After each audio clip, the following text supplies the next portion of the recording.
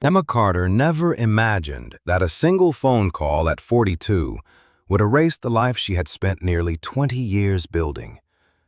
One moment she was sitting at her office desk planning how to pay next month's bills, and the next she was carrying a cardboard box filled with family photos, a coffee mug, and the painful words, "We're letting you go." As a single mother raising 2 children alone, losing her job wasn't just a setback. It felt like the end of everything. With no steady income, almost no savings left, and nowhere else to turn, Emma packed up her children and drove back to the abandoned berry farm her late grandmother had left behind years earlier. She hoped the old land could at least put food on the table while they figured out what came next. But when they arrived, they found fields cracked by the worst drought anyone could remember. The berry bushes were dying. The old farmhouse was falling apart.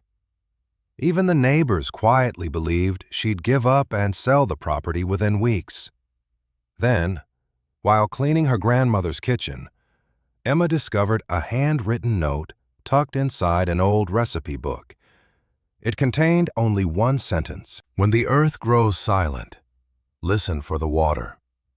She had no idea what those words meant until the day her young son wandered behind the berry fields and uncovered an old stone well hidden beneath decades of vines. That discovery would lead them to a secret buried beneath the farm for generations and change their family's future forever. Before we continue, I'd love to know where you're listening from and what time it is where you are. Leave a comment below and say hello. I always enjoy seeing how many different places these stories reach around the world. If you're starting your day with us, I hope today brings you hope, strength, and unexpected blessings. If you're listening tonight, I hope this story reminds you that even in life's driest seasons, hope can still be waiting just beneath the surface. And if you enjoy inspiring stories about family, resilience, forgotten legacies, and second chances, don't forget to subscribe so you won't miss our next journey together. Now, let's go back to the day Emma Carter believed she had lost absolutely everything. Emma Carter never expected the hardest conversation of her life to last less than 5 minutes.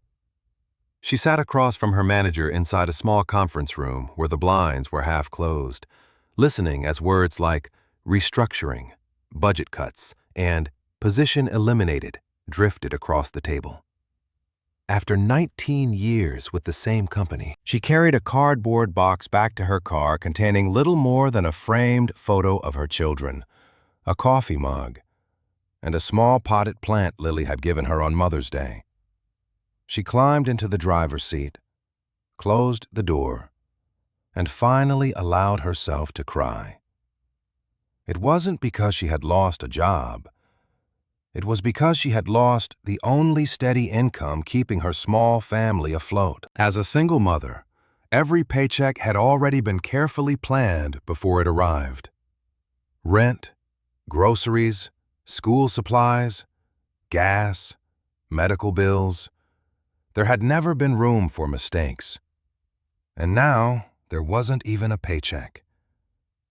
That evening, after Lily and 9-year-old Ben had gone to bed, Emma spread every bank statement across the kitchen table. She counted the money twice, hoping the numbers would somehow improve. They never did. Even with unemployment benefits, she could only manage a few more weeks before falling behind. Around midnight, her eyes drifted toward an old envelope resting inside a drawer. It contained the deed to the berry farm her late grandmother, Rose Carter, had left her years earlier. Emma had never planned to return. After Rose's funeral, she had locked the farmhouse, believing that chapter of her life had quietly ended. But now the farm represented the only place where she and her children could live without paying rent. It wasn't a dream. It was survival. 3 days later, the family pickup rolled slowly along a narrow country road, leading toward the valley where Emma had spent every summer as a child. Ben leaned forward from the back seat, staring through the windshield. "Is this really Grandma Rose's farm?" "It is," Emma answered softly. Lily looked out the side window at fields that had once been green. "Everything looks so dry." Emma nodded. The drought had changed the landscape. The small creek beside the road had become little more than scattered stones. Pastures were faded brown instead of deep green. Dust rose behind every passing vehicle. When they reached the entrance, the old wooden gate hung crookedly from one hinge. The faded sign reading Rose Carter Berry Farm had almost disappeared beneath peeling paint. Emma stepped out and stood silently for a moment. The farmhouse still stood where she remembered, but weather and time had left their marks. Porch boards sagged, several shutters hung loose. The roof needed repair. Beyond the house, row after row of berry bushes stretched across the fields.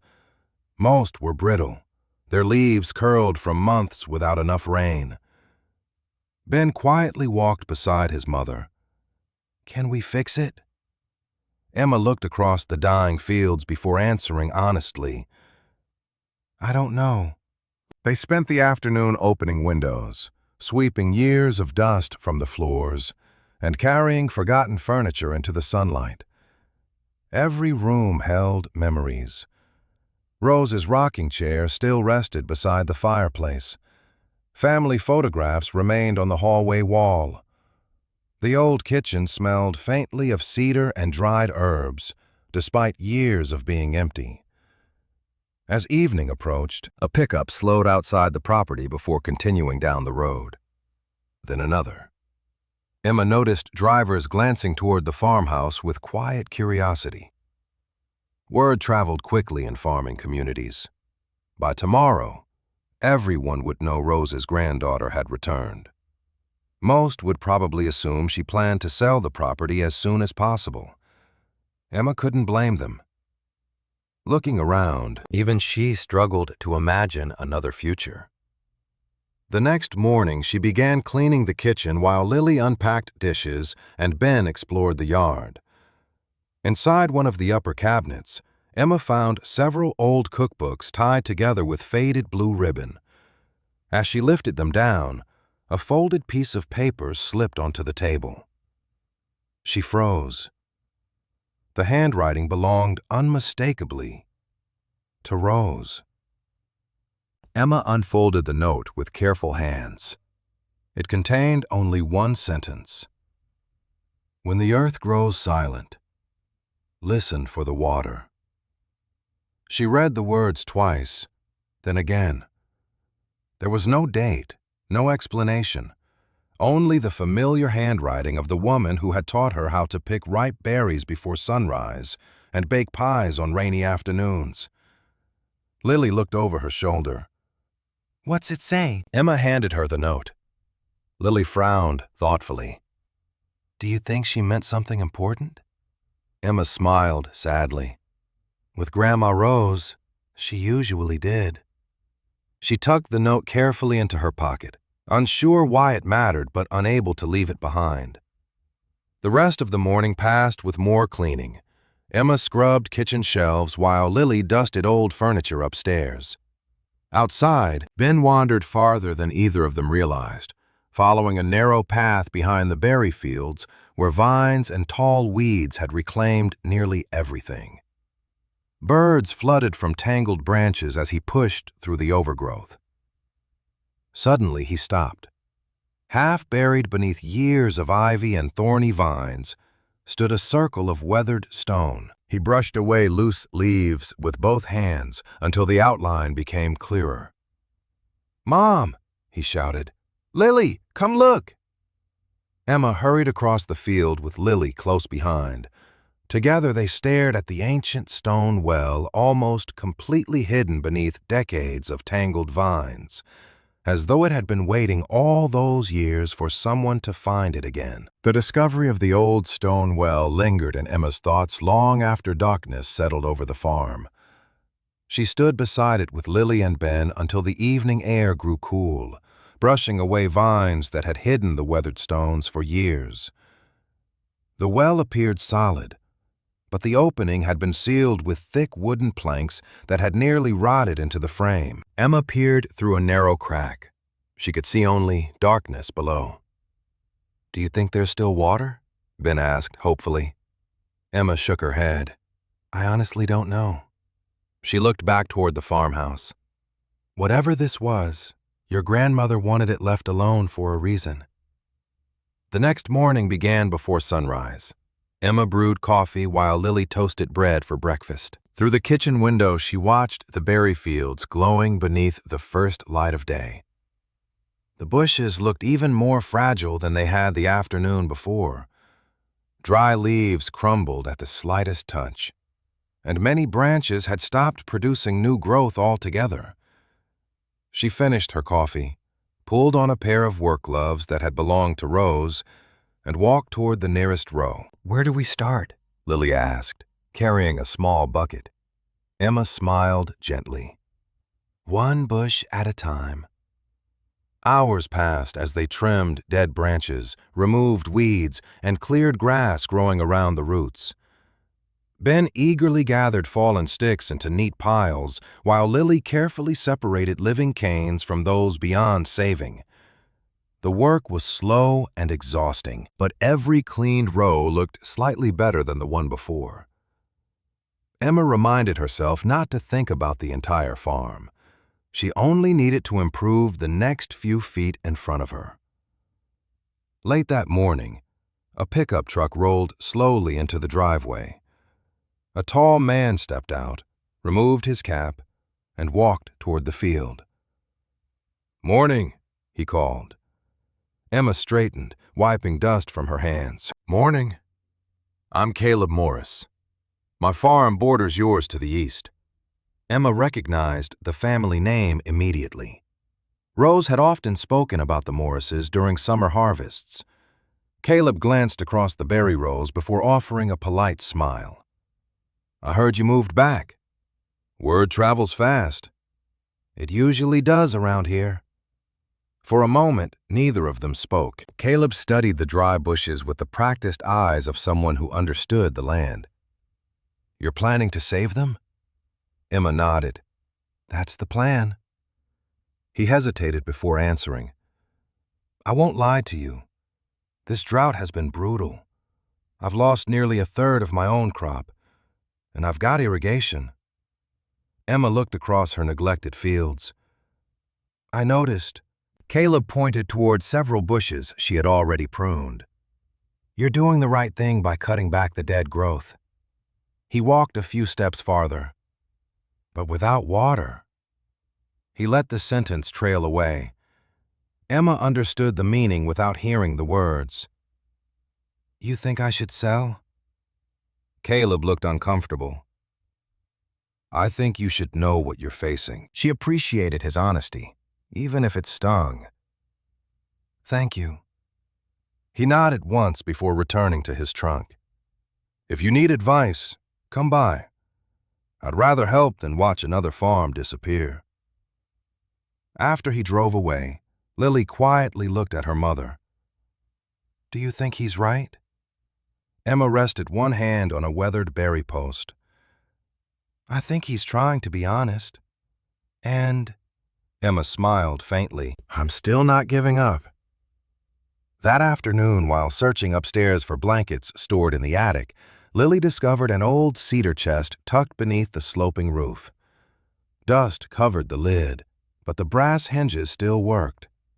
Inside rested neatly stacked quilts, several gardening gloves, bundles of dried lavender, and a row of worn leather journals tied together with faded ribbon.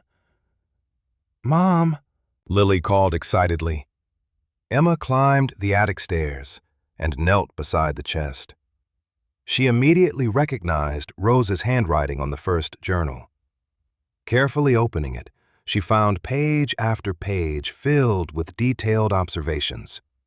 Rainfall amounts, blooming dates, frost warnings, berry varieties, hand-drawn maps of the fields. Every season had been recorded with remarkable care. They carried the journals downstairs and spread them across the kitchen table. Ben climbed onto a chair to look as Lily carefully turned the pages. "Grandma wrote everything down," she whispered. Emma smiled. She always believed good farmers paid attention. As evening approached, they continued reading together. Each journal contained careful notes about weather patterns stretching back decades. Rose had tracked rainfall almost daily, recording dry years alongside unusually wet seasons. Between the weather entries were detailed sketches of the berry fields showing rows, fences, trees, and stone walls. Emma searched every page for one thing. "Do you see anything about irrigation?" Lily slowly shook her head. "Nothing." They checked another journal, then another. Water barrels were mentioned. Rain collection was mentioned. Mulching techniques appeared often. But nowhere did Rose describe an irrigation system capable of keeping an entire berry farm alive through severe drought. The omission puzzled Emma. If Rose had found a reliable water source, why never write about it? The following morning, Emma carried several journals into town to visit Margaret Hill, the retired local historian who had been one of Rose's closest friends. Margaret welcomed the family warmly before carefully examining the notebooks through reading glasses balanced low on her nose. She smiled almost immediately. "These are wonderful." Emma pointed toward the field maps. "We're trying to understand them." Margaret slowly turned several pages before pausing over one particular sketch. "Rose never wasted ink." Emma leaned closer. "What do you mean?" "If she repeated something," Margaret replied thoughtfully, "she wanted someone to notice." She compared several journals side by side. Each contained nearly identical field maps, yet one location appeared again and again. A small circle had been drawn beside the western edge of the berry fields. Next to it, Rose had written only 2 words: Old Willow. Margaret rested one finger on the repeated marking and looked up at Emma. "I don't believe your grandmother was simply keeping records." Emma frowned. "Then what was she doing?" Margaret smiled gently. "I think she was leaving clues." Lily reached for another journal and quickly flipped through the remaining pages. The same small circle appeared once more, then again, always in exactly the same place, always carrying the same quiet label: Old Willow. The words Old Willow stayed with Emma long after they returned home from Margaret Hill's house. She spread Rose's journals across the kitchen table once again, while Lily carefully compared the hand-drawn maps. Every season seemed different. Berry rows expanded and changed over the years. Fences were moved. Storage sheds appeared and disappeared. Yet one small circle never changed. It always rested near the western edge of the fields, beside the words, Old Willow. Emma traced the mark with her finger. "Your grandmother wanted someone to find this." Lily looked up from another journal. "But she never explained why." Emma folded the map carefully. "Maybe someone else can." The following morning, they drove to the first neighboring farm listed in one of Rose's old address books. The farmhouse belonged to Harold Jensen, an 82-year-old retired berry grower who had farmed beside Rose for more than 30 years. Harold welcomed them onto his porch with a warm smile the moment Emma introduced herself. "Rose's granddaughter," he said. "You have her eyes." Emma smiled politely. "I'm trying to understand how she kept this farm alive during the drought years." Harold leaned back in his rocking chair and laughed softly. "If everyone knew that, we'd all have copied her." Emma showed him one of the journals. Harold recognized the handwriting immediately. "She kept notes on everything." Emma nodded. Do you remember her berries surviving when everyone else's fields struggled? Harold looked toward the distant hills. I do. How? He slowly shook his head. Nobody ever figured it out. He smiled as an old memory returned. Some mornings we'd walk our rows, wondering how our bushes looked so tired, while roses still carried healthy fruit. Emma waited. People asked her the secret more than once. Harold chuckled. She'd just smile and say, "The land will tell you what it needs if you stop arguing with it." Before they left, Harold disappeared inside the house and returned holding an old envelope. I found this while cleaning last winter. He handed it carefully to Emma. Inside was a handwritten thank you letter addressed to Rose nearly 25 years earlier. The writer thanked her for delivering baskets of fresh berries after a severe drought destroyed their family's crop. At the bottom, Rose had written a short reply. One good harvest should always feed more than one family. Emma folded the letter slowly.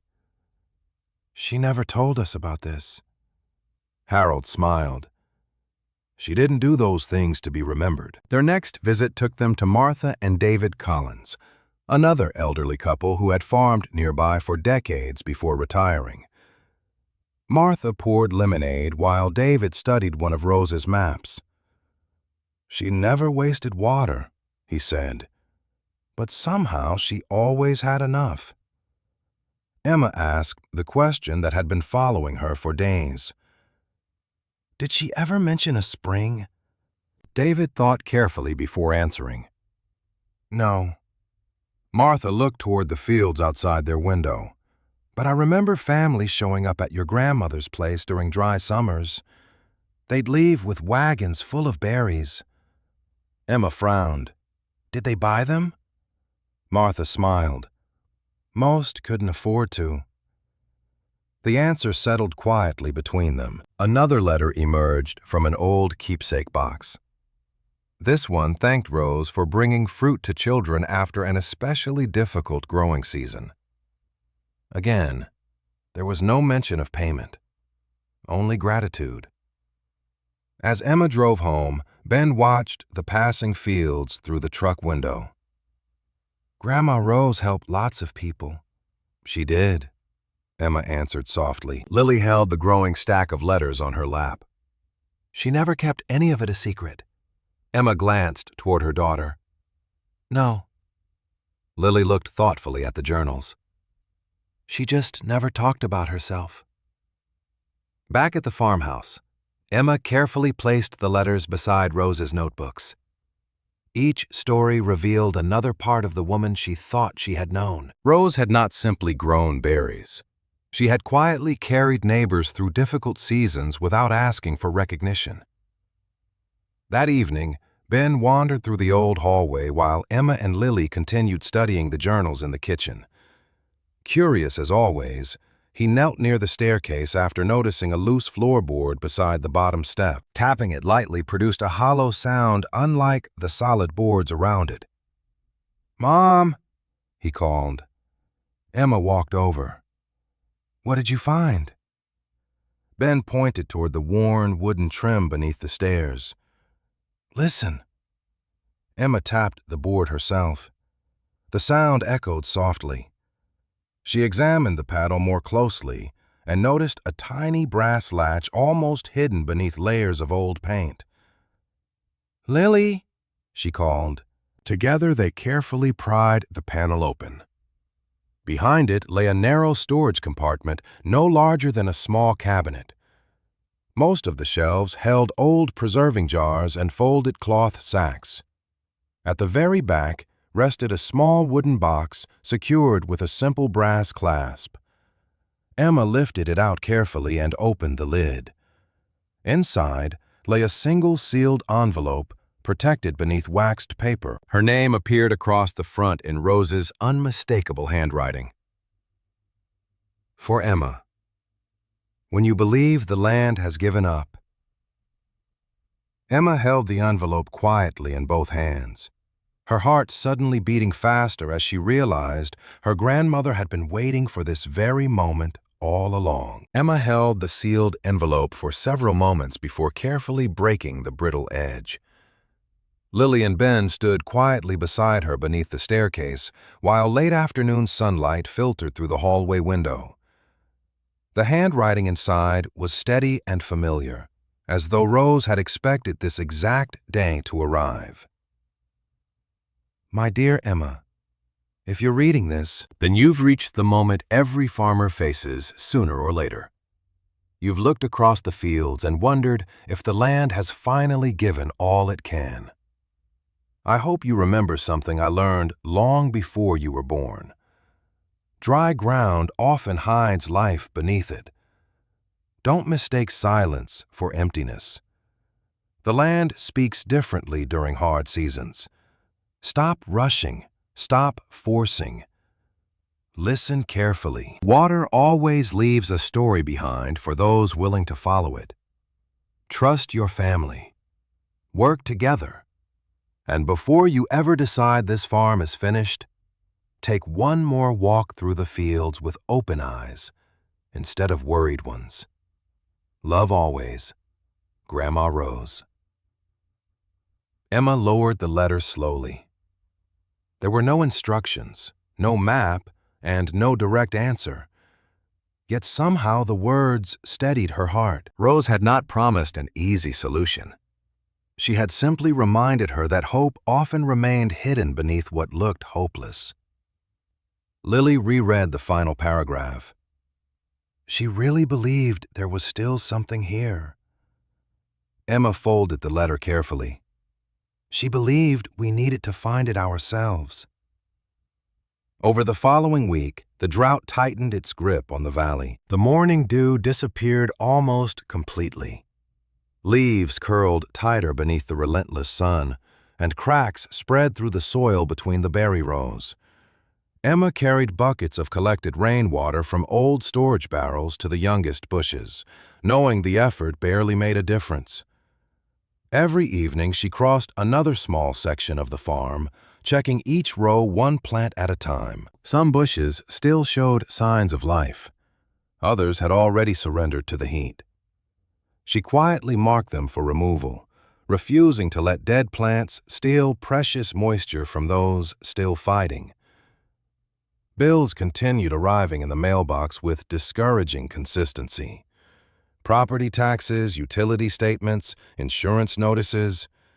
Emma spread them across the kitchen table after the children went to bed, adding numbers that never seemed to work in her favor.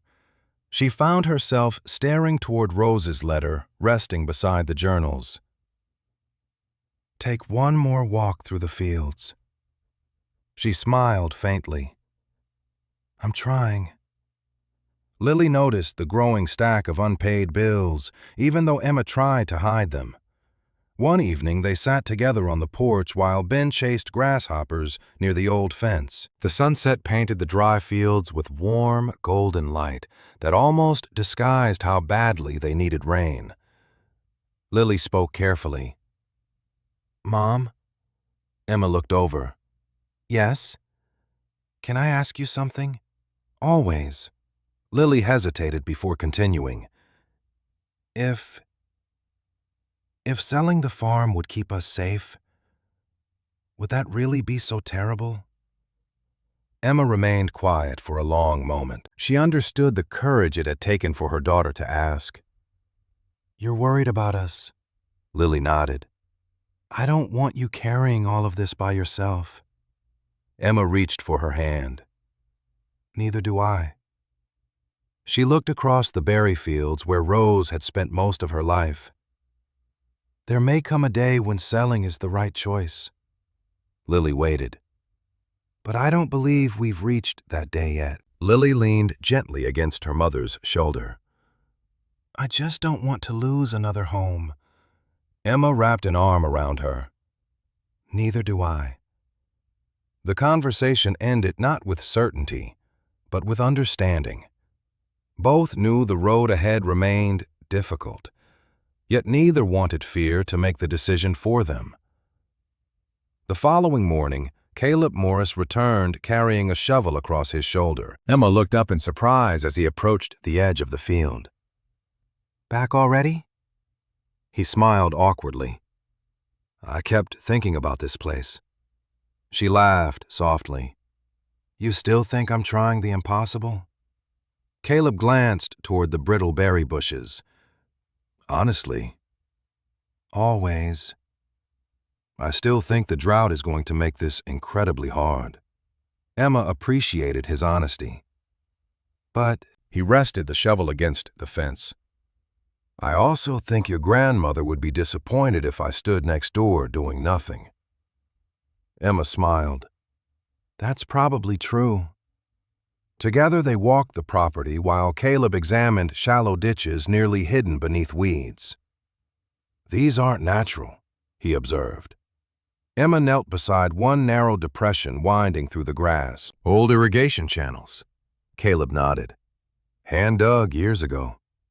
He brushed away dry leaves with his boot. "Most people would have filled these in after modern equipment arrived." Emma remembered the field maps inside Rose's journals. Several faint lines matched the direction of the shallow channels almost perfectly. "She kept them for a reason," she whispered. Caleb picked up his shovel. "Then maybe we should uncover them." They spent the rest of the day clearing dirt, grass, and fallen branches from the forgotten channels. Lily measured their direction against Rose's maps, while Ben enthusiastically carried away loose stones in a small wagon. The work was slow, but little by little, the outlines became visible once again, stretching toward the western side of the farm, where the journals repeatedly marked the words, "Old Willow." As evening approached, everyone paused to catch their breath beneath the shade of the enormous willow tree. Its branches remained green despite the drought, a quiet detail Emma had somehow overlooked until now. Ben wandered a few steps beyond the trunk, kicking lightly at the dry ground with the toe of his boot. Suddenly, he stopped moving. He tilted his head and listened. "Mom." Emma looked over. "What is it?" Ben crouched beside one of the exposed stone channels. "Don't talk." The others fell silent.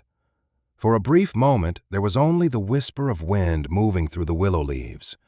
Then, so faint it was almost impossible to hear, another sound drifted upward from somewhere beneath the earth.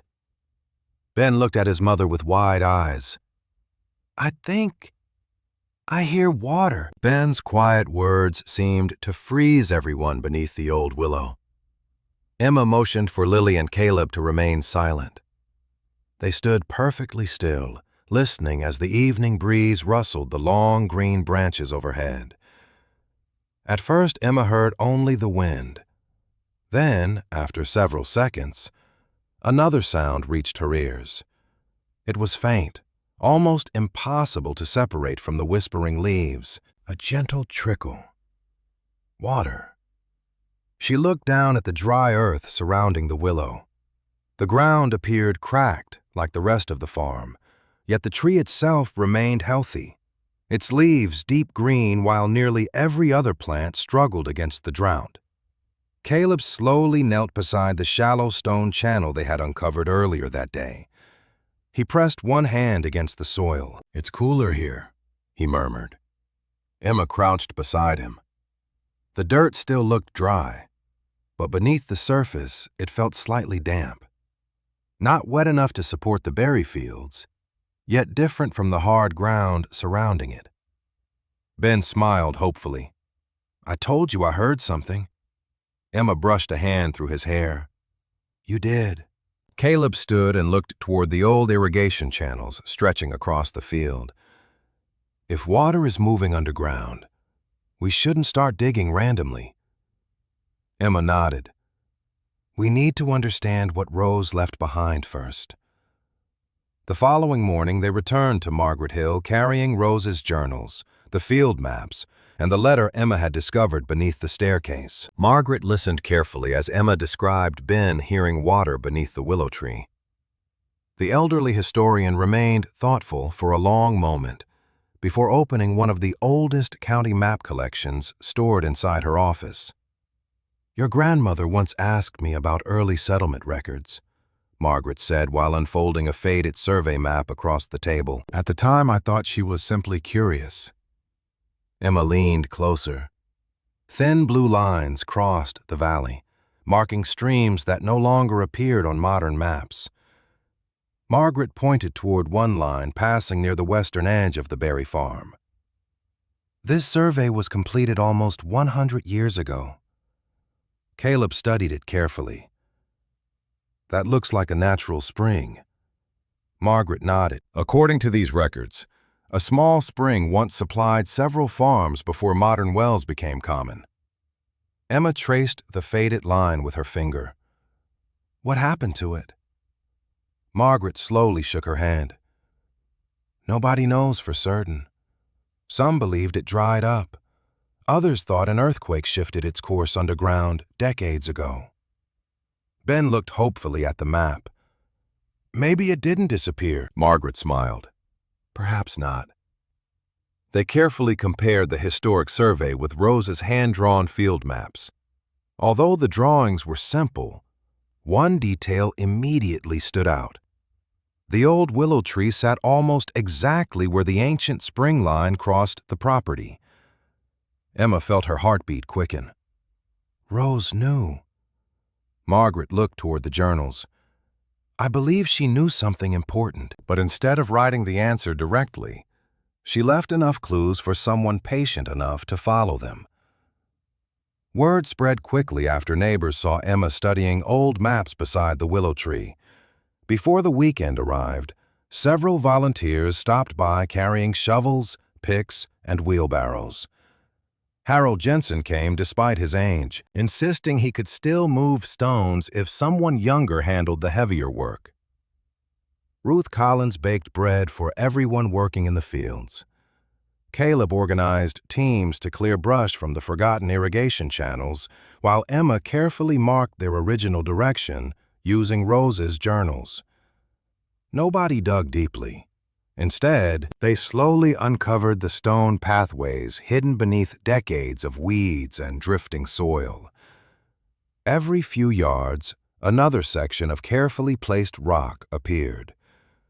Ben happily carried loose stones back to the edge of the field, while Lily recorded every discovery beside copies of Rose's maps. The work was tiring, but for the first time the family no longer felt alone against the drought. During lunch beneath the willow, Harold rested his shovel and smiled toward Emma. Your grandmother used to bring berry baskets to my family every dry summer. Emma looked up. She never mentioned it. Harold chuckled softly. She wouldn't have. Ruth nodded in agreement. When our harvest failed one year, Rose arrived before sunrise with enough berries for us to sell at the market. She said the land had been generous to her. Emma remembered the letters they had collected from neighboring farms. Every story sounded remarkably similar. Rose had quietly helped struggling families without asking for recognition. Another volunteer smiled at the memory.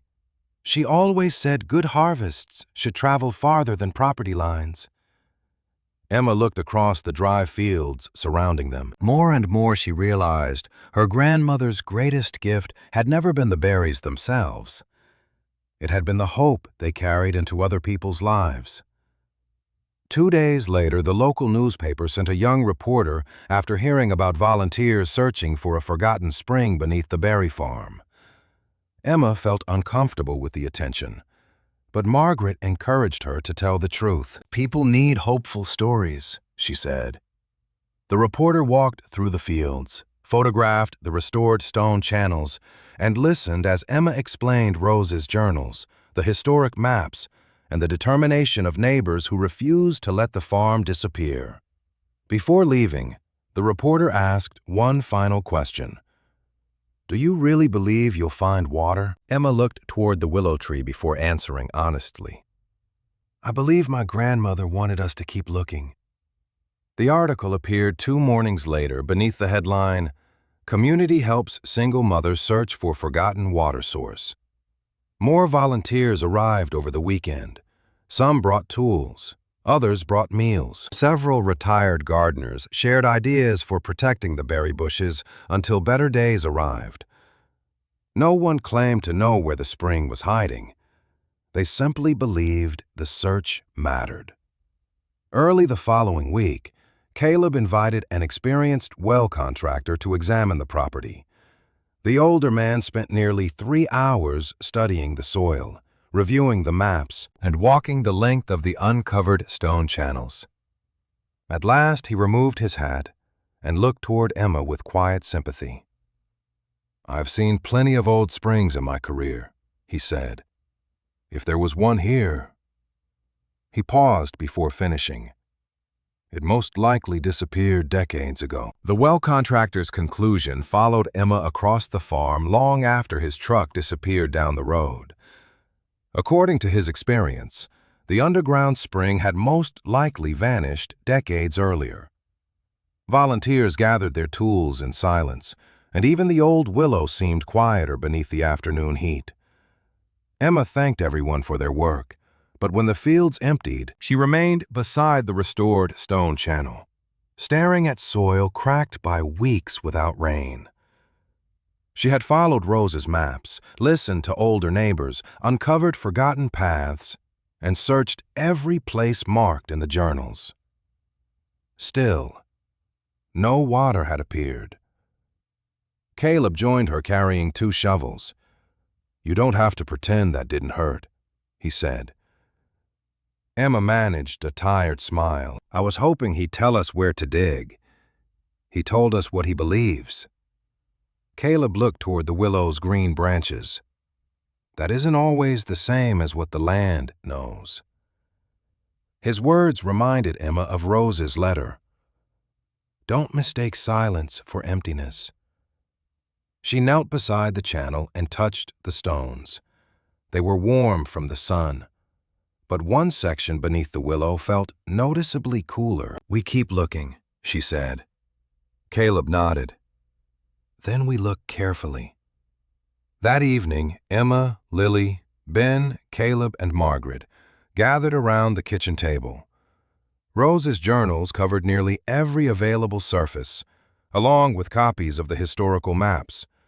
Lily began sorting entries by year while Margaret compared the hand-drawn field lines with the century-old surveying. Ben sat beside a stack of notebooks, quietly sketching the willow tree. After nearly an hour, Lily stopped turning pages. "Mom, look at these dates." Emma leaned closer. Rose had written about the old willow during several of the driest seasons in the valley's history. Each entry contained brief observations rather than instructions. "Walk after the hottest day. Watch where the birds gather. The willow remembers." Margaret adjusted her glasses. Rose wasn't recording a location only once. She was recording what happened around it. Emma read another note. "Cool earth beneath western roots." Caleb traced the old spring line on the historical map. If the spring changed course underground, water might still leave signs at the surface. Ben looked up from his drawing. "The grass near the willow is greener." Everyone turned toward him. Emma had noticed the healthy branches, but not the grass beneath them. At first light the next morning, they crossed the fields before the sun could heat the ground. Away from the willow, the grass was pale and brittle. Beneath its long branches, however, several narrow patches remained faintly green. Tiny birds gathered near one side of the trunk, pecking at soil beside exposed roots. Lily opened Rose's journal. She wrote about birds too. Caleb crouched and pressed his palm against the earth. "This is cooler than the rest of the field." Emma knelt beside him. The surface remained dry, but beneath the first inch the soil felt different, darker, softer, and less powdery. Ben smiled. "There's water underneath." "Maybe," Caleb said carefully. "Not enough to prove a spring, but enough to keep searching." They began with the old stone channels. Volunteers returned after hearing that the search would continue, though Emma insisted nobody dig deeper than necessary. Instead, they removed packed dirt from between the stones and followed every curve shown on Rose's maps. Years of weeds had hidden much of the system, and several paths ended beneath fallen branches or collapsed soil. Lily stood near the work area with a copy of the journal, calling out measurements while Caleb checked the slope. Ben carried loose stones in a small wagon and proudly returned them to their original places. Over several days, the channels slowly emerged across the berry fields. Each one descended toward the willow before turning toward the driest rows. Margaret watched from beneath a shade tent while marking every recovered section on the historical survey. "These weren't drainage ditches," she finally said. "They were built to carry water outward." Emma looked across the network. Rose had not marked a single source because the channels themselves were the clue. They showed where water once traveled. The family continued searching around the willow's roots. Ben found several stones coated with a thin layer of moss, despite the drought. Lily noticed that Rose's repeated circles matched not the trunk itself, but a place several feet west of it. Emma compared every journal entry again.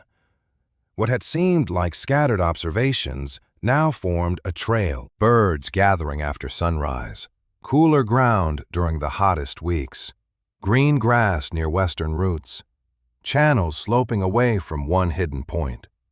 Rose had never intended anyone to follow a single map. She had expected them to study the land closely enough to understand all of them together. She wanted us to listen. Emma said quietly. Lily smiled. "Just like the note." Caleb pushed a narrow soil probe into the ground near the marked area. When he withdrew it, the lower end carried dark, damp earth. Emma stared at it. "That came from below the dry layer?" Caleb nodded. "There's moisture down there." Ben dropped to his knees beside the willow and brushed loose soil from an exposed root. Beneath it, a small patch of earth glistened faintly in the shade. It was not flowing water, but it had not been there before. Emma touched it carefully. Cool moisture dampened her fingertips. Hope rose inside her, but she forced herself to remain patient. Rose's lessons had never promised quick answers. They had taught attention, persistence, and trust. By the end of the week, the old stone channels were fully visible again. The berry bushes still needed water, and the spring remained hidden, but the farm no longer looked abandoned. Volunteers moved with purpose. Lily could read Rose's maps almost as easily as Emma. Ben checked the willow roots every morning. Caleb had stopped speaking about whether the farm could survive and now discussed what they would restore next. Emma finally understood that Rose had left a trail rather than direct instructions because finding the water required the family to rebuild their connection to the land first. Just after lunch, a white van bearing the logo of a regional television station turned into the driveway. A woman stepped out with a camera crew behind her and extended her hand toward Emma. "My name is Sarah Mitchell," she said.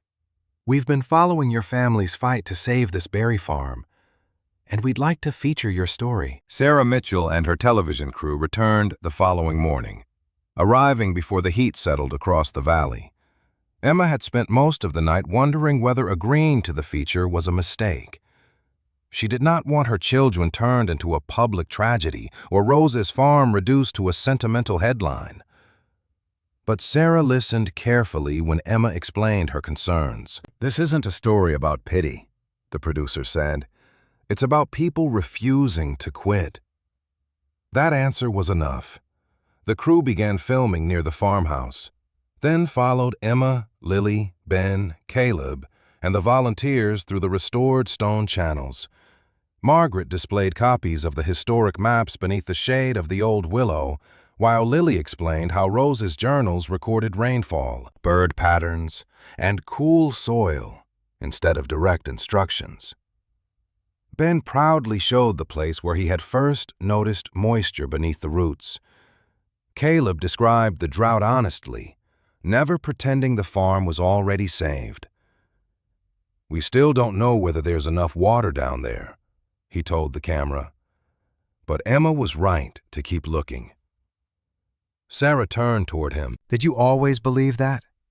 Caleb gave a small, embarrassed smile. "No, I thought she'd sell within a month." Emma laughed softly from behind the camera. "At least he admits it." Caleb looked at her with genuine respect. "I was wrong." The admission meant more to Emma than she expected. From their first conversation, Caleb had offered practical help while quietly assuming the farm could not survive. Now he stood beside her without hesitation, speaking as though saving the land had become a shared responsibility. The program aired 3 evenings later. Emma, Lily, Ben, Margaret, and Caleb watched from the farmhouse living room, while Rose's old table held bowls of popcorn and glasses of lemonade. The feature showed dry berry fields, damaged bushes, volunteers rebuilding channels, and the children studying their great-grandmother's journals. It ended with Emma standing beneath the willow, Rose's note folded in her hand. "I don't know what we'll find," she said on the screen, "but I know this farm taught my family to keep listening when everything seems silent." The following morning, the phone began ringing before breakfast. Gardeners from neighboring counties offered tools. Retired farmers volunteered irrigation knowledge. A university horticulture group asked whether students could help assess the damaged berry bushes. 2 well specialists offered to examine the soil and underground formations without charge. Several viewers offered money, but Emma politely refused every financial donation. "We're grateful," she told one caller, "but if you want to help, bring your hands, your knowledge, or help someone near you who needs it." By noon, vehicles lined both sides of the gravel drive. Some volunteers arrived wearing work boots and carrying shovels. Others brought moisture meters, pruning tools, soil probes, and water testing equipment. A group of gardeners began mulching the weakest berry rows to slow evaporation. Retired orchard workers helped trim dead growth without damaging surviving canes. Well specialists studied the willow area and compared modern readings with Rose's maps. The farm became a place of movement and shared purpose. Emma walked from group to group, answering questions and thanking strangers who insisted no thanks were necessary. For the first time since losing her job, she no longer felt defined by what had been taken from her. She was not the woman who had been fired. She was Rose Carter's granddaughter, Lily and Ben's mother, and the person responsible for carrying the farm through one more season. Lily changed, too. She spent hours beside Margaret organizing copies of the journals so volunteers could study them without damaging the originals. She created charts comparing drought years, willow observations, and channel directions. When one well specialist praised her work, Lily smiled with a confidence Emma had not seen in months. "Grandma Rose did the hard part," she said. "I'm just putting it together." Ben became the unofficial guide to the willow. He led newcomers along the safest path and showed them every place where moss or darker soil had appeared. One afternoon, Emma found him carefully explaining Rose's note to a group of children. "It means water doesn't always shout," he told them seriously. "Sometimes you have to be quiet enough to hear it." Emma turned away before he noticed the tears in her eyes. Near the end of the week, Caleb joined Emma beside the driest berry rows. Volunteers had protected the roots with mulch, but many bushes still looked fragile. "You know," he said, "when you first came back, I thought you were chasing memory." Emma glanced at him, and now he looked toward the volunteers working beneath the willow. "Now I think memory was leading you somewhere." Emma smiled.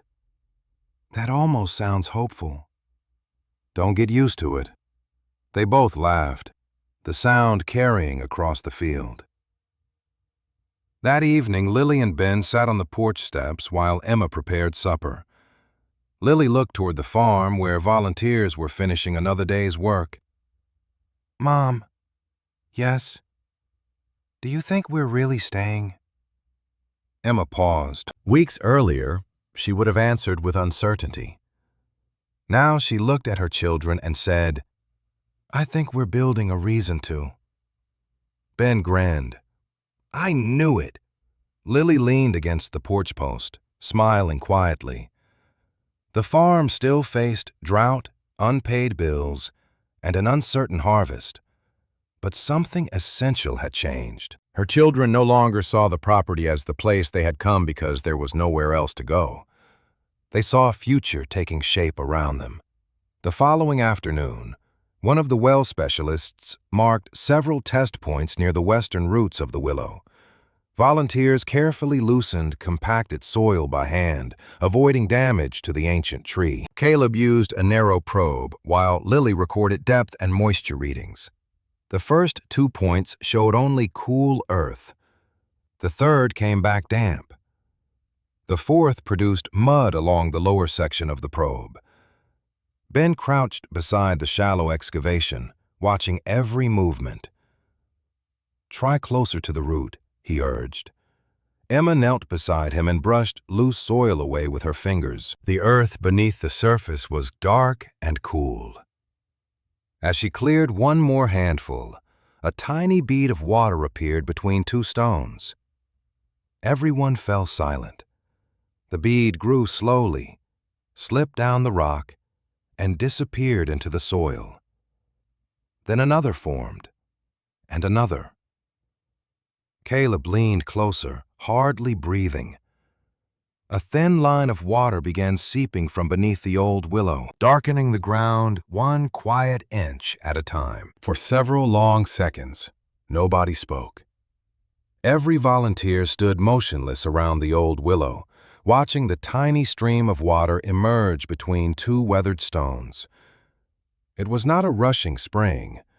It was only a thin, steady trickle slipping quietly into the dark soil below. Yet after months of drought and weeks of searching, it felt almost miraculous.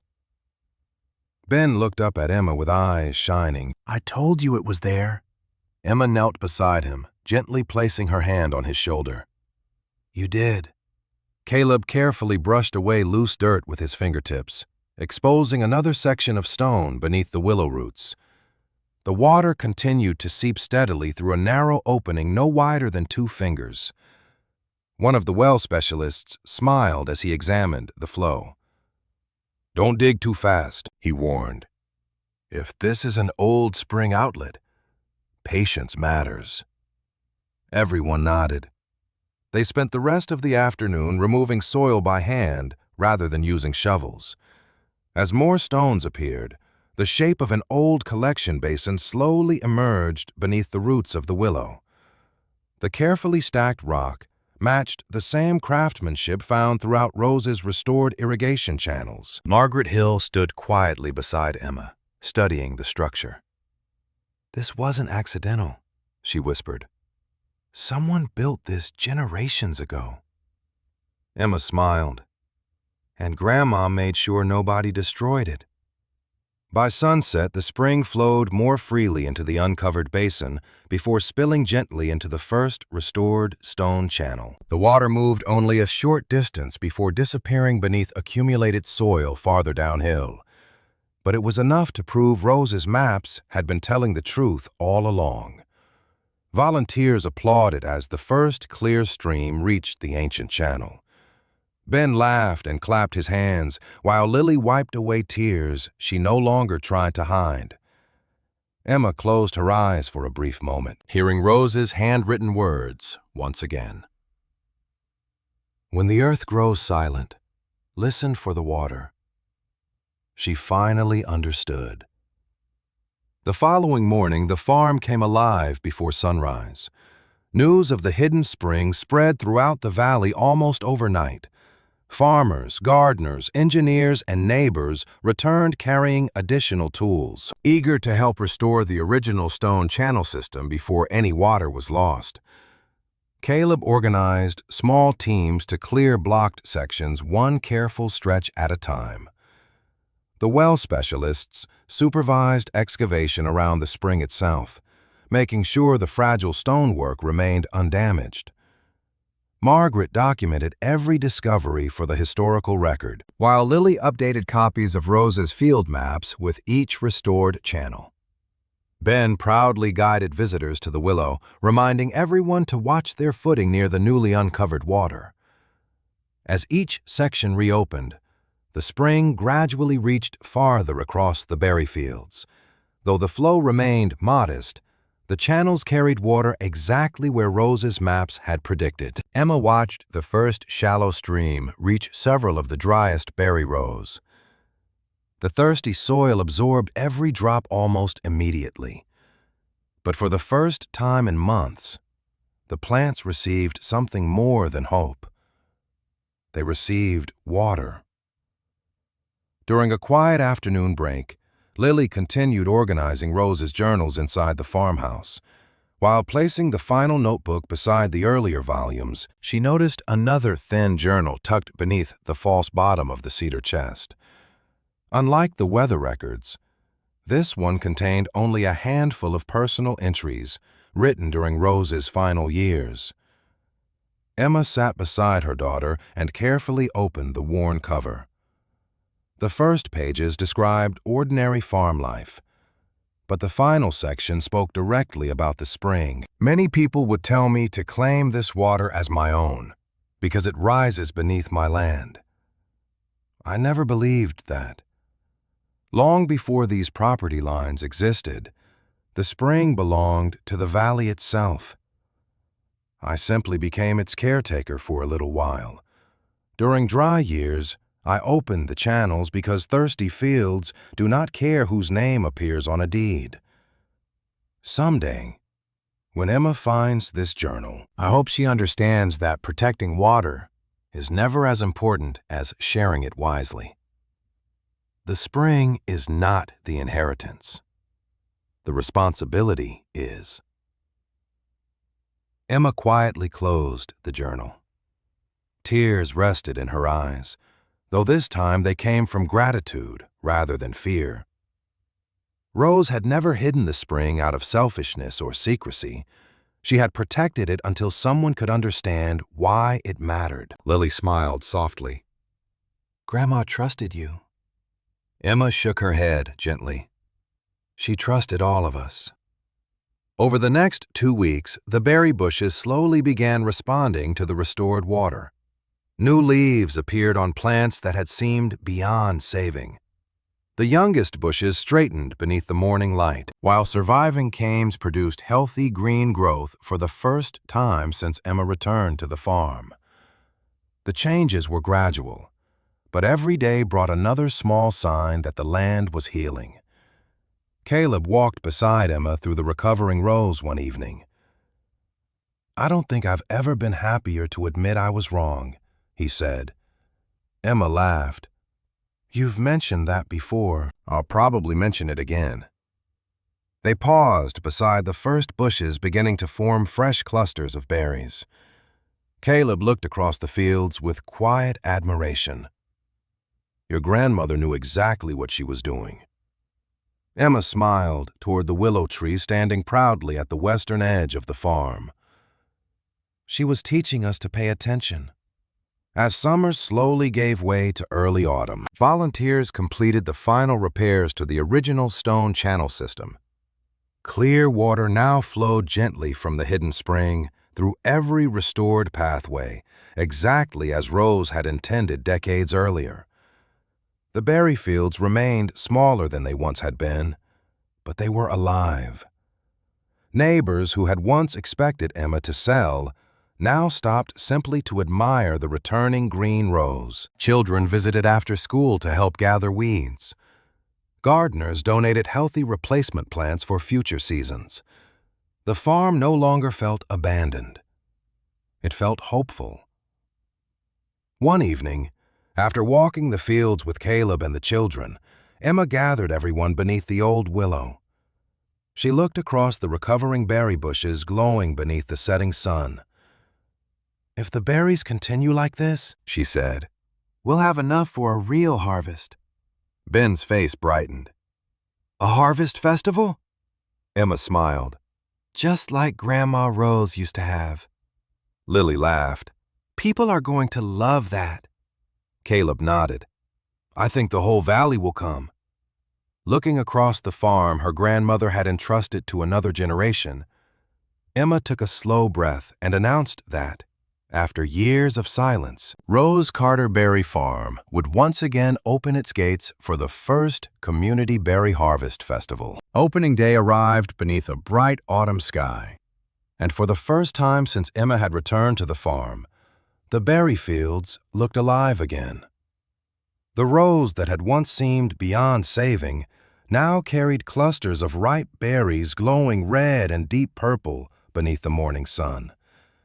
Dew rested gently on healthy leaves, and the restored stone channels quietly carried clear spring water along the same paths Rose had protected for decades. Emma stood on the farmhouse porch holding a mug of coffee, watching volunteers arrange wooden tables beneath the old willow.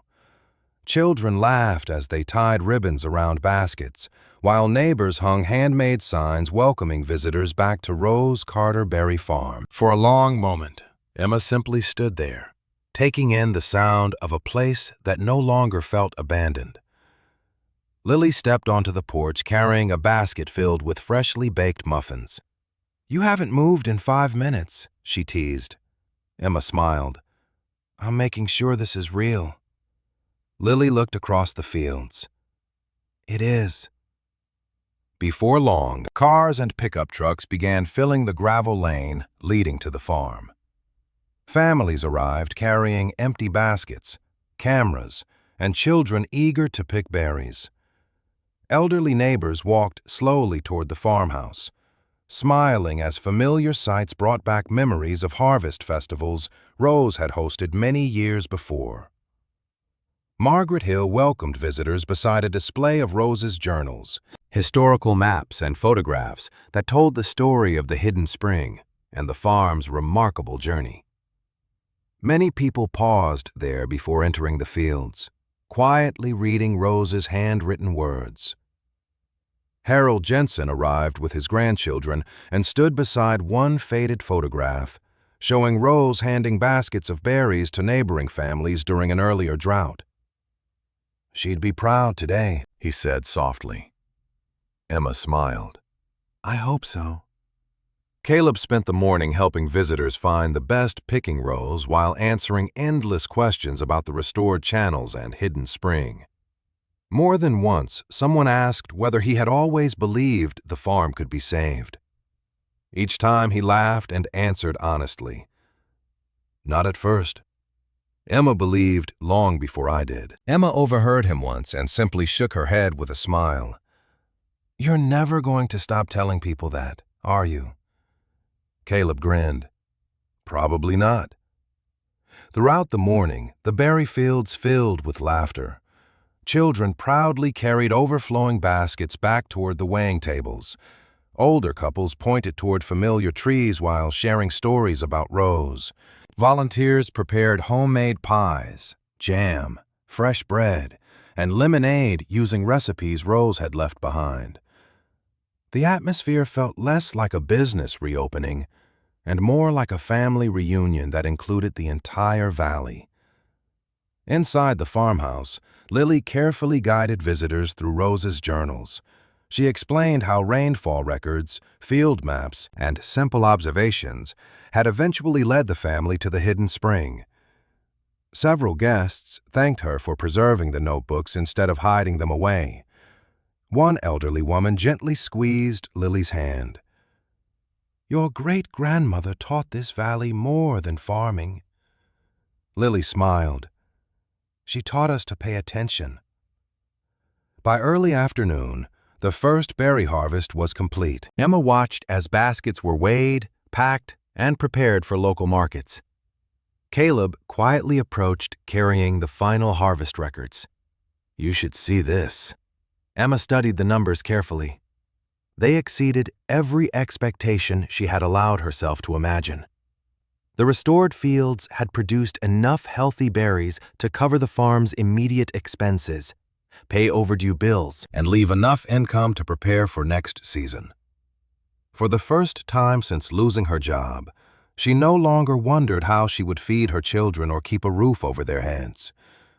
The harvest had done exactly what she had prayed it might.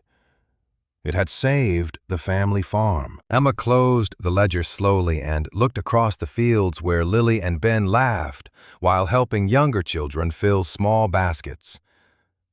Tears filled her eyes before she could stop them. Caleb quietly stood beside her without speaking. "You did it," he finally said. Emma shook her head gently. "We did." During the afternoon gathering beneath the willow, Margaret spoke about Rose's quiet generosity and the hidden spring that had sustained generations. Several older farmers shared stories of receiving berries from Rose during difficult seasons without ever being asked for payment. One by one, neighbors stood to remember small acts of kindness that many had nearly forgotten. Each story sounded different, yet every one ended the same way. Rose had helped without expecting anything in return.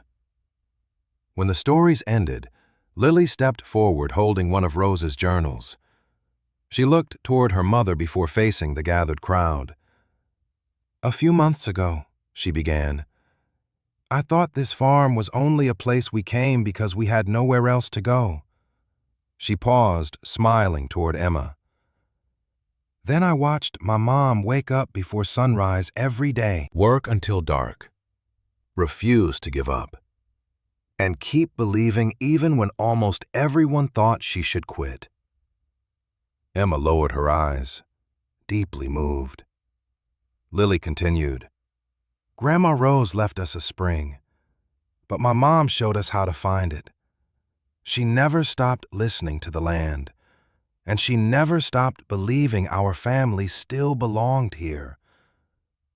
Thank you, Mom, for giving us a home again." The crowd rose into warm applause as Emma embraced her daughter. Ben wrapped his arms around both of them, refusing to let go until everyone around them was smiling through tears.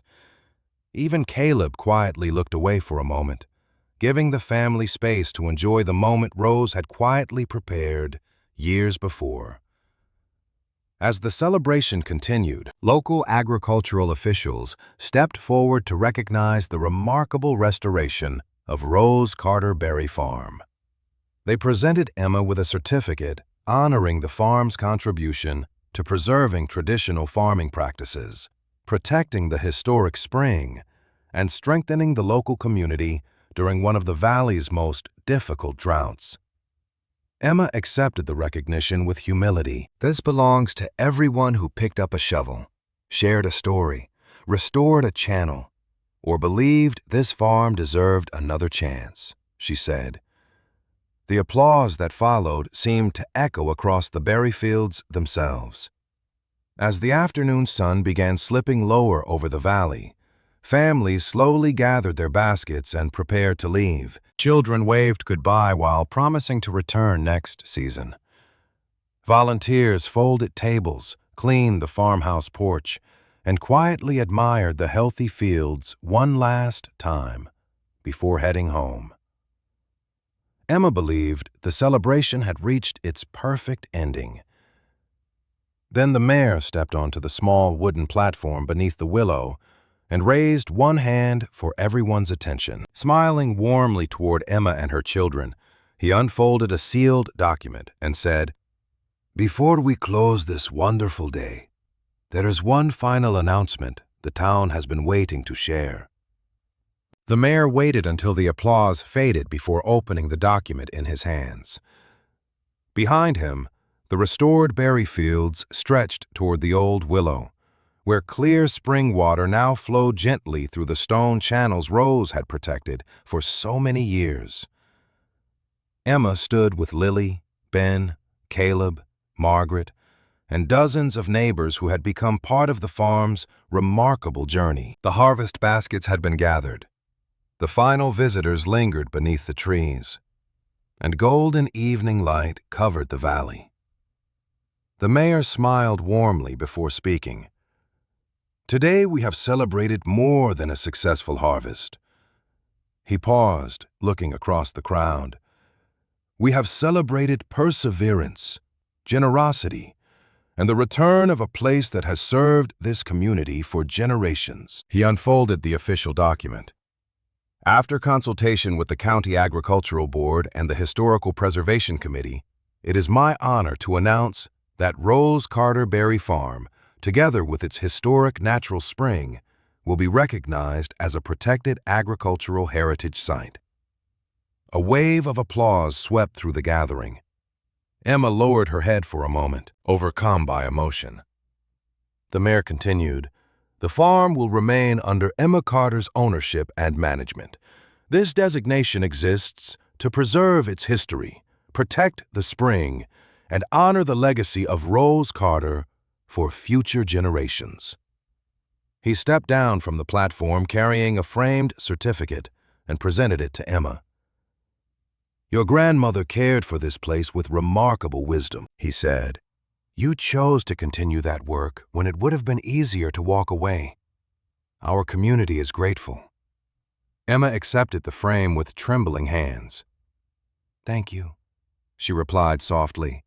"But this belongs to everyone who believed in this farm when I wasn't sure I could believe in myself."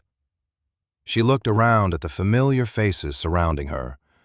Margaret smiled proudly. Harold Jensen raised his hat. Volunteers applauded beside neighbors who had become friends. Caleb stood quietly at the edge of the crowd, clapping with the same steady determination he had shown every day since picking up a shovel beside the old irrigation channels. As the celebration gradually settled into conversation, several local farmers gathered around Emma beneath the willow. One of them looked toward the spring and asked, "Now that everyone knows it's here, what happens next?" Emma glanced at Rose's journals resting on the nearby display table. She remembered the final pages she and Lily had discovered only weeks earlier. "The spring is not the inheritance. The responsibility is..." She smiled gently before answering. "The water doesn't belong only to this farm." The farmers exchanged curious glances. Emma continued, "My grandmother never treated it that way. During hard years, she quietly helped neighbors because she believed blessings only matter when they're shared." She looked toward the flowing channel. "I'd like to create a community water sharing agreement. If another drought comes, this spring should help every nearby farm that needs it." Just as Rose intended. Silence lingered for a brief moment before Harold nodded slowly. "That sounds exactly like Rose." Others quickly agreed. Several neighboring farmers immediately offered to help maintain the channels leading beyond the property if they were ever needed again. Margaret quietly wiped away a tear. "She would have been so proud of you."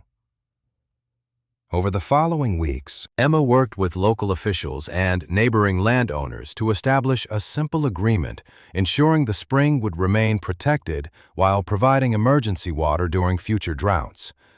It was not complicated. It reflected the same practical generosity Rose had practiced throughout her life. The arrangement brought peace to the entire valley because everyone understood the water would never become a source of conflict. It would remain a source of hope. Caleb continued spending nearly every day at the berry farm. At first, he came to inspect irrigation channels, repair fences, or help prepare the fields for the next growing season. Before long, There was no need to invent reasons. One crisp autumn morning, he joined Emma beside the packing shed carrying a notebook filled with planting plans. "I've been thinking," he said. Emma smiled. "That usually means more work." He laughed. "Probably." He opened the notebook. "If you're willing, I'd like to become a permanent farming partner. My family's berry operation is stable now, and I believe we can make both farms stronger by working together instead of separately." Emma looked toward the fields where Lily and Ben were laughing as they picked the final berries of the season. She remembered how Caleb had arrived months earlier, convinced the farm could never survive. Since then, he had become one of the people her family trusted most. "I'd like that," she answered. His smile said everything words could not. Before winter arrived, local carpenters completed one final project requested by the entire community. At the entrance to the property, they carefully removed the weathered sign that had greeted visitors for decades. In its place, they raised a beautifully crafted wooden sign carved from local oak. Emma, Lily, Ben, Margaret, Caleb, and many of the volunteers gathered quietly as the protective cloth was lifted away. The polished wood displayed simple words that perfectly captured Rose's life and the future now waiting beyond the gate. Rose Carter Berry Farm. Hope grows where it is shared. No one spoke for several moments. The sign required no explanation. It told the story better than any speech could. Early the next spring, Emma walked through the berry fields before sunrise. The bushes that had once seemed beyond saving now stretched across the valley with healthy green leaves and new blossoms. The restored stone channels carried fresh water from the hidden spring, quietly nourishing the land exactly as they had generations before. Lily and Ben hurried through the rows carrying empty baskets, laughing as birds gathered near the old willow.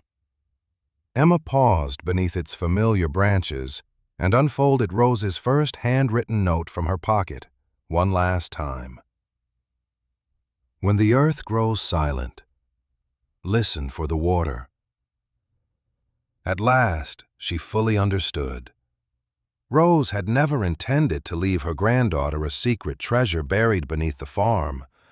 The hidden spring had simply been the beginning. The true inheritance was the wisdom to care for something precious without trying to own it, the courage to keep searching when every sign suggested giving up, and the responsibility to share every blessing with those who needed it most. Looking across the restored berry fields, Emma realized she had come back believing the farm would save her family. Instead, the journey had taught her something far greater. Hope grows strongest when it is shared. The spring would continue flowing long after her own lifetime ended, just as Rose had always known it would. And as Lily and Ben filled their baskets beneath the morning sun, surrounded by neighbors who had become family once again, Emma smiled, knowing that the greatest legacy she could leave them would never be measured by land, harvests, or water. It would be measured by the kindness they chose to pass on to the next generation.